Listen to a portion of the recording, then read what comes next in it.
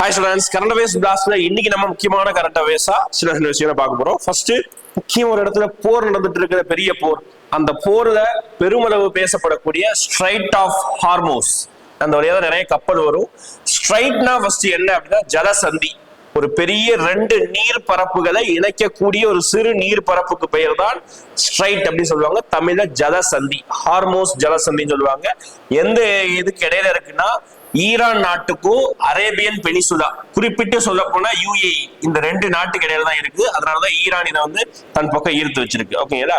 அடுத்து ஆதித்யா L1 வந்து எதுக்காக லான்ச் பண்ணிருக்காங்க அப்படின்னா ஸ்டடி ஆஃப் சன், சூரியனை அனலைஸ் பண்றதுக்காக இஸ்ரோ லான்ச் பண்ணிருக்கு. 2023 செப்டம்பர் லான்ச் பண்ணாங்க.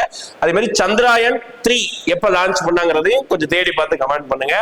அடுத்து அமுல் AI, ஓகே, இந்த AI தான் ஒவ்வொரு கம்பெனி ரிலீஸ் பண்ணிருக்கு. அமுல் AI குஜராத்தை சேர்ந்தவரோட, அமுல்னாலே குஜராத் தான், அங்க ரிலீஸ் பண்ணிருக்காங்க. அடுத்து கௌஷல் ராத் அப்படிங்கிறது வந்து ஒரு வெப்சைட். இது யார் லான்ச் பண்ணிருக்காங்கன்னா ministry of electrical and electronics, அவங்க தான் லான்ச் பண்ணிருக்காங்க.